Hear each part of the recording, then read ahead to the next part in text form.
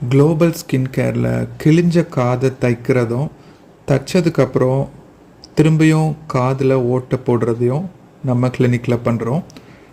அப்படி இல்லைன்னா காதில் டைரெக்டாக ஓட்டை போட்டு கம்மல் போடுறதும் நம்ம கிளினிக்கில் பண்ணுறோம். ஸோ இது நம்ம பேஷண்ட்டு. இந்த பேஷண்ட் கிழிஞ்ச காதை நம்ம கிளினிக்கில் தைச்சிருந்தாங்க. ஸோ தைச்சதுக்கப்புறம் 3 மாதத்துக்கு அப்புறம் அவங்களுக்கு ஓட்டை போட்டு ஒரு கம்மல் குத்துறதுக்காக நம்ம கிளினிக்கு வந்திருக்காங்க. ஸோ இந்த பேஷண்ட் பார்த்திங்கன்னா ஃபஸ்ட்டு அவங்க காதை க்ளீன் பண்ணுறோம். க்ளீன் பண்ணுறது ப்ராப்பராக பண்ணதுக்கப்புறம் நம்ம யூஸ் பண்ணுறது எல்லாமே ஸ்டெரைல். இப்போ நிறைய இடத்துல ஜுவல்லரி கடையில் அப்படிலாம் பார்ப்பீங்க அப்படின்னா சில இதில் ஸ்டெரைலாக வச்சுருப்பாங்க, சில இதில் க்ளீனாக இல்லாமல் வச்சுருப்பாங்க. ஸோ நம்ம பண்ணுறது எல்லாமே க்ளீனாக ஸ்டெரைலாக இன்ஃபெக்ஷன் கிருமி எதுவுமே வராத மாதிரி நம்ம பண்ணுறோம்.